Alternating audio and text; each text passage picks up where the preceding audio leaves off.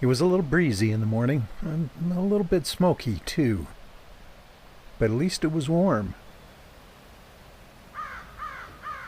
And after a few minutes, the sun rose past the smoke level and lit up this moose having breakfast in a canola field.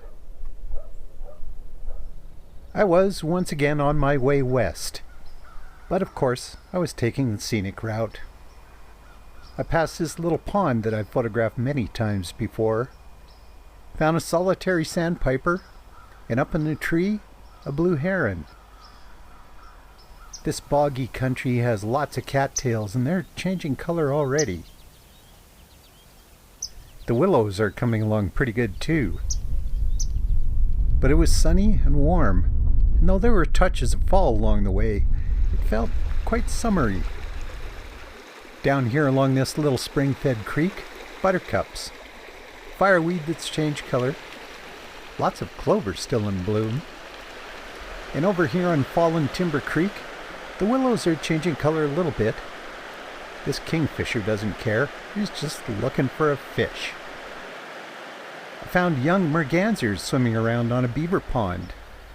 And over here close to the Red Deer River, this big patch of thistles that was absolutely full of hoverflies. They might look like a cross between a deer fly and a bee, but they don't sting and they don't bite. They were loving those thistles. Yeah, it was a gorgeous sunshiny morning, but I was headed for the shade. There's a couple of patches of forest along Burnt Timber Creek that I like to visit at this time of year. Thanks to a tall ridge, there's not a whole lot of direct sunlight in these spots. And that means they stay mossy and green and full of mushrooms. Although I have to admit there weren't as many as I thought there would be. But that's okay. Once I got down and started crawling around, there was plenty to explore. Down low, it was like there was an entire second forest, a miniature one, right there among all the trees. Will it puff? Yeah. Pretty cool.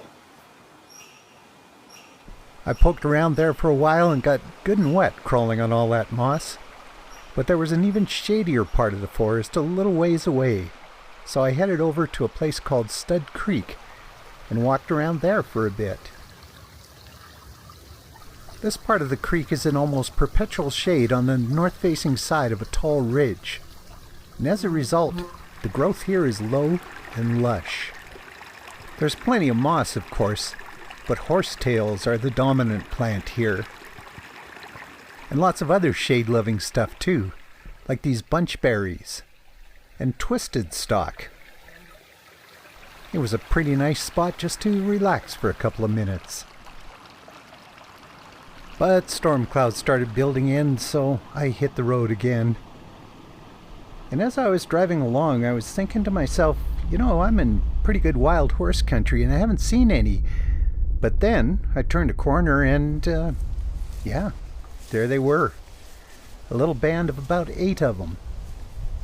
This little foal was particularly curious. They and the band walked over to check me out, and the little foal walked right up to my hood. And then scampered away. I always love seeing the wild horses. Yep, it had been another pretty near perfect day out in the foothills. You just really can't go wrong out here at this time of year, whether you're basking in the kind of autumnal sunshine or relaxing further back in the foothills in the shade.